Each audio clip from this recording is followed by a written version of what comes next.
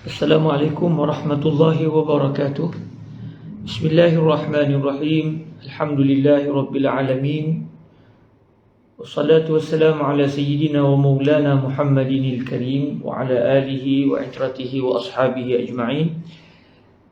Amma ba'd. Alhamdulillah, kita bersyukur pada Allah Subhanahu wa taala, kita direzekikan lagi untuk bertemu pada petang ini di dalam majlis pembacaan Sahih Al-Imam Al-Bukhari, iaitu 10 minit bersama Sahih Al-Bukhari setiap hari.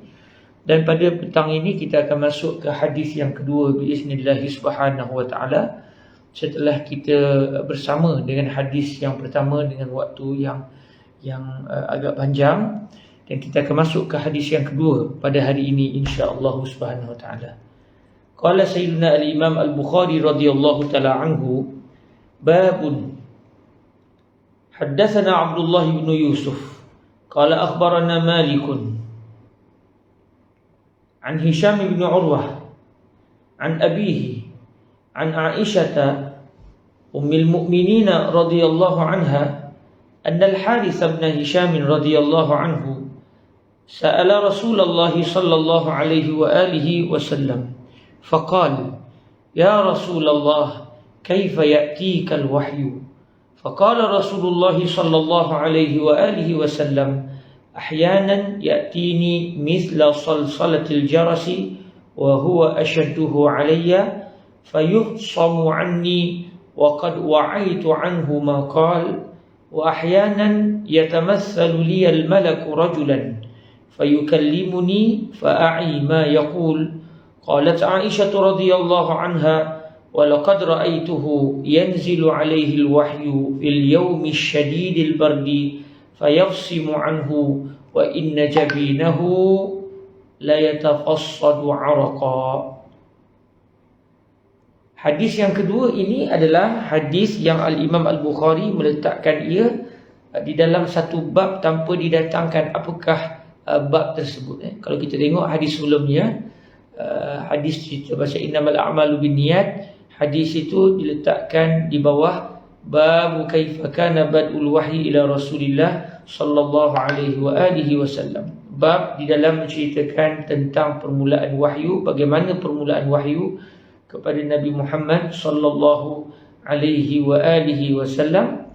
Dan kemudian didatangkan hadis bicara tentang niat.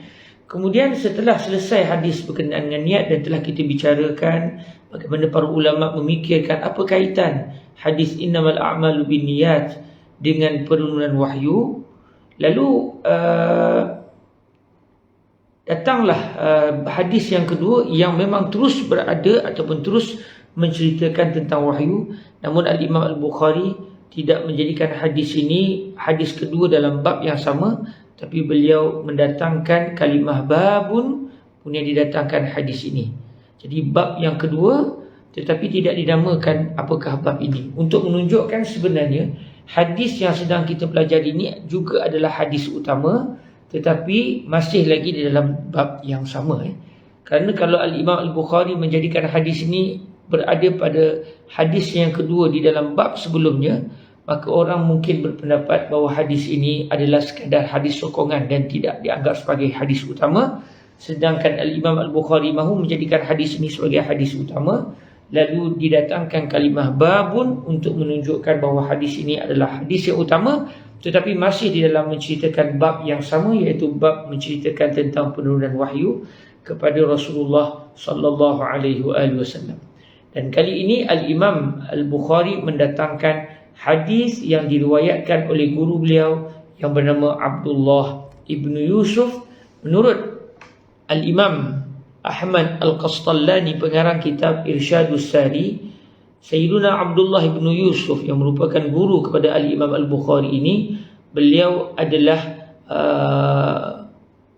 beliau digelar juga sebagai Abdullah ibn Yusuf At-Tinnisi, iaitu merujuk kepada satu tempat kerana beliau tinggal di Tinis, dan beliau ini juga digelar dengan Ad-Dimashqi kerana beliau itu berasal daripada Dimashqi. Dan menurut Al-Imam Al-Qastallani, Sayyiduna Abdullah bin Yusuf yang merupakan guru kepada Al-Imam Asy-Syafi'i ini telah meninggal dunia pada tahun 218 Hijriyah, meninggal pada tahun 218 Hijriyah.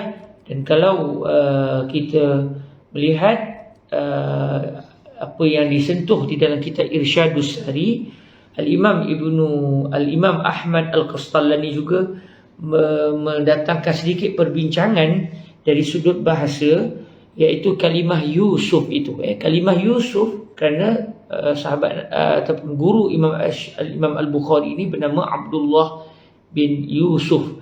Lalu disebut secara bahasa Arabnya, kita boleh menyebut kalimah Yusuf ini dengan 3 baris pada huruf ya, iaitu Yusuf, maafkan saya, pada huruf sin, iaitu boleh dibaca Yusuf, Yusaf, Yusif. Dan saya pernah belajar di Mesir dulu, orang-orang Mesir bila memanggil seseorang yang bernama Yusuf, mereka memanggil dengan Yusif, Yusif, iaitu dengan baris bawah pada huruf sin. Dan ini juga adalah merupakan cara sebutan yang betul. Boleh dibaca Yusuf, macam kita di Malaysia biasa menyebut Yusuf, tapi orang Mesir sebut Yusuf. Dan saya pribadi tak pernah dengar lagi orang sebut Yusuf, tetapi secara bahasanya ia adalah betul.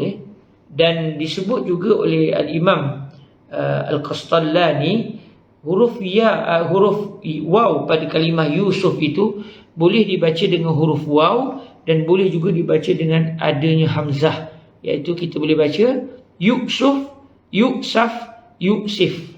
Jadi sebenarnya pada kalimah Yusuf itu ada 6 cara sebutan dan kesemuanya adalah betul. Yusuf, Yusuf, Yusaf, Yusaf, Yusif, Yusif. Jadi ini adalah perkara yang mungkin kita first time dengar, dan ia menarik dari segi cara menyebut kalimah Yusuf ini menurut bahasa Arab. Dan menurut Al-Imam Al-Qastallani, kalimah Yusuf ini adalah berasal daripada bahasa Ibrani, bahasa Hebrew, bahasa orang Yahudi maknanya. Dan dari sudut bahasa Ibrani, Yusuf bererti jamilul wajhi, iaitu indah wajahnya, orang yang wajahnya indah. Dan bertepatan dengan Nabi Allah Yusuf AS, seorang yang indah wajahnya. Kemudian kata Al-Imam Abdullah bin Yusuf, qala akhbarana Malikun. Abdullah bin Yusuf telah berkata, saya telah diberitahu tentang hadis ini oleh Al-Imam Malik. Dan Imam Malik adalah juga merupakan guru kepada Al-Imam Asy-Syafi'i radhiyallahu taala anhu, iaitu Sayyidina Al-Imam Malik bin Anas Al-Asbahi. Kalimah Al-Asbahi itu merujuk kepada satu tempat di Yaman, ataupun merujuk kepada satu perkampungan di Yaman, iaitu Zi Asbah. Sampai ke hari ini masih ada tempatnya itu. Jadi Imam Malik juga dikenali sebagai Malik bin Anas Al-Asbahi, dan beliau merupakan ulama besar yang dianggap sebagai ketua para ulama di Al-Madinah pada zaman beliau. Bahkan disebabkan beliau berada di Madinah, maka apabila orang melakukan haji dan umrah, pasti mereka akan menuju ke kota Al-Madinah untuk menziarahi Rasulullah. Maka ini menambahkan lagi bilangan para murid Al-Imam Malik bin Anas Al-Asbahi. Imam Malik bin Anas Al-Asbahi meninggal dunia pada tahun 179 Hijriyah. Sambungan sanad an Hisham bin Urwah, daripada Hisham bin Urwah. Hisham bin Urwah. Ini Sayyidina Imam Malik meriwayatkan hadis ini daripada seorang ulama yang terkenal yang bernama Hisham ibn Urwah, iaitu Sayyidina Hisham ibn Urwah bin Az-Zubair bin Al-Awwam. Beliau merupakan keturunan Sayyidina Az-Zubair ibn Al-Awwam. Dan ada seorang sahabat Nabi lagi, iaitu seorang yang bernama Abdullah ibnu Az-Zubair bin Al-Awwam. Jadi Sayyidina Hisham ini daripada keturunan Urwah bin Az-Zubair bin Al-Awwam. Sayyidina Az-Zubair bin Al-Awwam merupakan seorang sahabat Rasulullah. Jadi beliau ini daripada keturunan sahabat Nabi. Dan Sayyidina Hisham ini juga adalah daripada keturunan Quraisy sebab datuk beliau adalah sahabat Nabi yang merupakan sepupu Rasulullah sallallahu alaihi wasallam. Sayyidina Az-Zubair bin Al-Awwam sepupu Nabi, kerana ibu Sayyidina Az-Zubair adalah merupakan makcik Rasulullah sallallahu alaihi wasallam. Dan Sayyidina Hisham ibn Urwah yang merupakan murid kepada Al-Imam Malik ini, beliau adalah seorang tabi'in, dan beliau meninggal dunia pada tahun 145 Hijriah di kota Baghdad. Jadi Hisham bin Urwah ini beliau meninggal dunia di Baghdad, dan beliau merupakan guru kepada Al-Imam Malik bin Anas radhiyallahu taala anhu.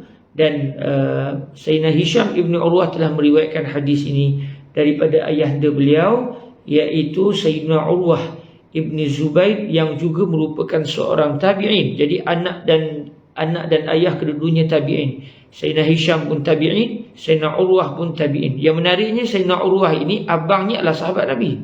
Maknanya beliau adalah anak sahabat. Sayyidina Urwah ni anak kepada sahabat. Abang beliau juga seorang sahabat, tetapi beliau, iaitu Sayyidina Urwah ini, lahir setelah kewafatan Rasulullah sallallahu alaihi wasallam. Dan Sayyidina Urwah ibn Zubair merupakan salah seorang daripada 7 orang ulama di kalangan tabi'in yang terkemuka pada zaman pemerintahan Sayyidina Umar bin Abdul Aziz. Sayyidina Umar bin Abdul Aziz, apabila timbul apa isu pun, beliau akan berbincang dengan 7 orang ulama besar di kalangan tabi'in yang dikenali dengan gelaran Al-Fuqaha As-Sab'ah. 7 orang fuqaha besar di kalangan tabi'in, yang salah seorangnya adalah Sayyidina Hisham ibni Urwah. Dan baki 7 orang fuqaha Sab'ah ini adalah, yang pertama Sayyidina Sa'id ibn al-Musayyab, ataupun boleh juga dibaca Al-Musayyib, Sa'id ibn al-Musayyib ataupun Al-Musayyab. Kemudian Al-Qasim bin Muhammad, yang seterusnya Kharijah bin Zaid, yang seterusnya Abu Bakr ibn Abdul Rahman bin Al-Harith ibn Hisham, seterusnya Sulaiman ibn Yasar, seterusnya Ubaidullah ibn Abdullah ibn Utbah ibn Mas'ud. Termasuk sekali dengan Sayyidina Urwah ibn Zubair, maknanya ada 7 orang ulama yang sampai ke tahap ijtihad, dan mereka ini merupakan orang utama kepada Sayyidina Umar bin Abdul Aziz di dalam meminta pandangan dari sudut hukum dan sebagainya. Dan Sayyidina Urwah ibn Zubair meriwayatkan hadis ini daripada Aisyah radhiyallahu anha, daripada Sayyidatuna Aisyah. Dan insya-Allah keesokan hari kita akan meneliti pula tentang siapakah dia Sayyidatuna Aisyah, puteri Sayyidina Abu Bakar, yang merupakan isteri Rasulullah sallallahu alaihi wasallam. Terima kasih, dan insya-Allah besok kita akan masih lagi berada dan menyambung perbincangan seputar hadis yang kedua daripada Sahih Al-Imam Al-Bukhari. Terima kasih. Jazakumullahu khairan. Assalamualaikum warahmatullahi wabarakatuh.